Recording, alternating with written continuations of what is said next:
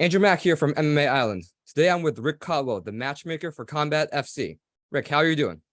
I'm doing great, man. It's fight week. We're excited. Awesome. So, Combat FC, it's the first event under this name. What can we expect to see from this card?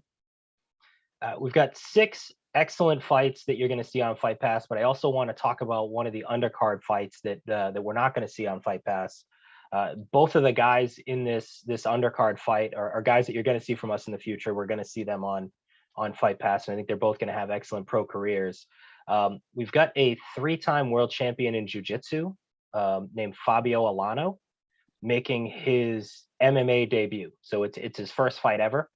I was pumped that we were able to get him. I didn't think that we were going to be able to find an opponent for him because it's very difficult to find an amateur fighter who's willing to fight someone like that. But there's a guy named Lee McHugh who jumped at the opportunity. Lee is 4-1 as an amateur. He's a Carlson Gracie purple belt. He's also got some boxing experience.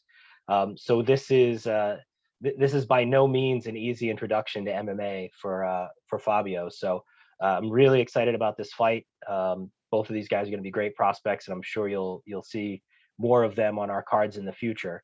I'd love to have both of their pro debuts later this year. Some of the actual Fight Pass fights, we've got a guy named Leo Ladea fighting Paul Teague, and I expect this to be a really good stand-up war. Both of these guys have boxing experience. Paul specifically fights for BKFC. Leo has done some pro boxing fights as well. So it's going to be a fun fight between two guys who usually struggle to find opponents who want to stand in front of them and throw punches. So I'm really excited to see how that one goes. Next fight on Fight Pass, we've got a guy that fought for us many times under the World Championship Fighting banner previously. James Campbell is his name, and he's out of Hard Knocks Muay Thai in Boston. Undefeated pro fighter, hasn't fought in quite a while. He only fights for us in Wilmington because he lives about 5 minutes away from the venue, and he's basically the king of Wilmington. He coached football and was a big time athlete when he was there, so he's basically the most popular guy in town, and anytime we put on a show there, he likes to get on there and fight. And if you're familiar with BJJ Fanatics and their dynamic striking series, Jamie's the guy that does a lot of the hosting for dynamic striking. So, a lot of people will recognize him when they see him because they've probably seen his dynamic striking videos, and Jabs by Jamie is his Instagram. He's fighting a guy named Jacob Guerrero. He's an amateur prospect. All of his amateur fights were in Panama. He moved to the United States a few years ago. He's been with Tiger Schulman MMA ever since.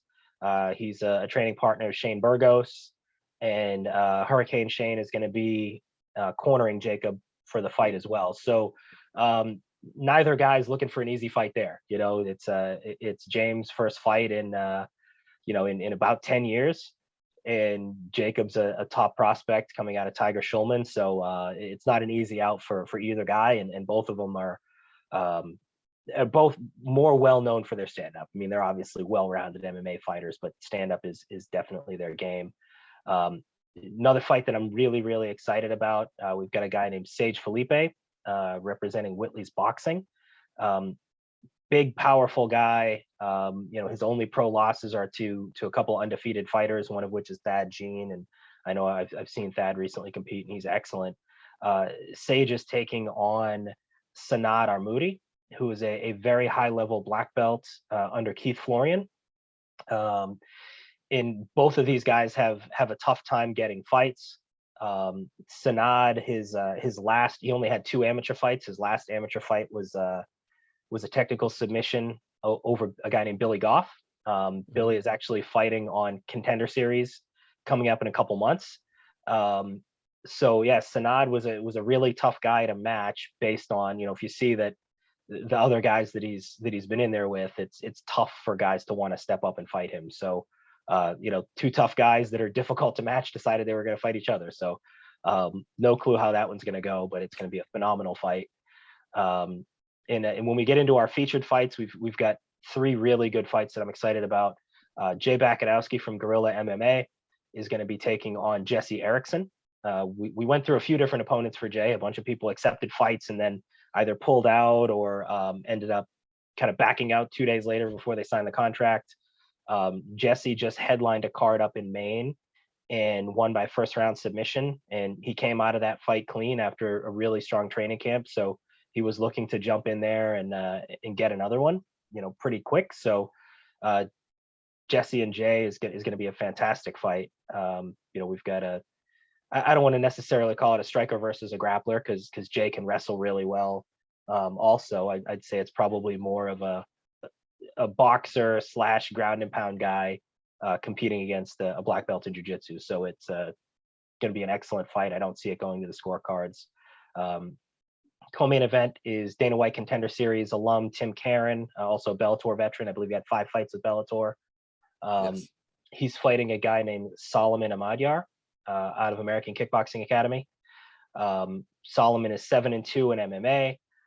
He's got a really cool backstory. His nickname is Cutthroat, and the reason it's called Cutthroat is his second pro fight, he got his nose broken, and they did a CT scan after the fight, and they found a tumor on his jaw. It was actually a really rare jaw cancer. So he had to be wired shut for a couple years while they were dealing with that.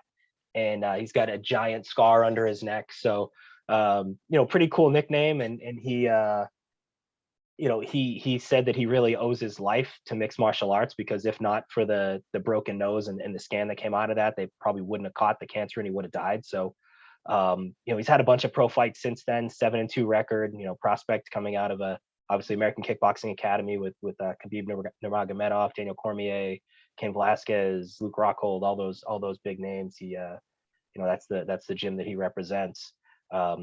Biggest test of his career, taking on Tim Karen. So excellent fight there as well.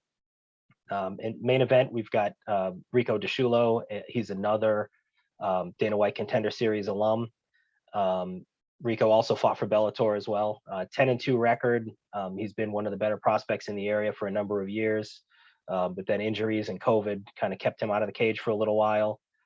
He had a fight earlier this year that he won by first round submission, and he's brings his 10-2 record in against a very tough opponent named Gareth De La Cruz, representing Coachella Valley BJJ.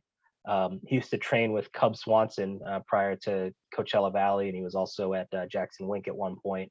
8-3 record, former Gladiator Challenge champion. He was an alternate on The Ultimate Fighter. So no easy fight there. Both guys are looking to come in and get the win, and then they're trying to set up even more fights for the end of the year. They're hoping it sets up something big for him. So it's going to be an excellent card, top to bottom. I can't wait. Awesome. So out of all these fights, what would you say you're most excited to see? Man, I'd have to say one that I'm really, really excited about that I don't think is getting enough press is the Saad Armoudi and Sage Felipe fight. So that one I'm really excited to see. Obviously we've got our featured fights. The 3 big fights on paper are the ones that I made them our featured fights because I'm excited to see them, so I don't want to just tell you that our main event's going to be the best one, but outside of our 3 big fights that I think are getting the press they deserve, that's a big one there. Also James Campbell and Jacob Guerrero. I have no idea how that one's going to go. It's going to be we've got a shorter, more powerful kickboxer fighting a taller, lanky kickboxer. So should be an excellent fight. As a matchmaker, you're going out looking at all these fighters, mainly from the New England area. Out of all these prospects and how far they go, how much do you think that New England MMA is going to grow within the next 8 years, 2030? What do you see as the New England MMA region scene? We continue to see the region produce more and more. I don't know if I want to say UFC stars, but guys that we do see some stars, but we're also starting to break in with a lot more and more guys. In prior years, we had very few UFC fighters. They continued to be successful fighters, guys like Kenny Florian, Joe Lozon, Jorge Rivera, but we didn't have the volume. We didn't have a lot of people in the UFC. We're starting to see that expand quite a bit now. And every season of Contender Series, there's always 2 or 3 guys from New England. And I think we're going to see that trend continue. And I think we're going to see more and more guys in the UFC, not just the 2 or 3 best guys in New England. I think there's going to be, we're going to have the UFC filled with guys from New England. There's a lot of guys are starting to take, those tougher fights on the local level, prepare themselves for the UFC. And I think we're going to see some really good talent come out of New England in the next few years. All right. Thank you for your time, Rick. No problem. Have a good day, Andrew. You too. Thank you.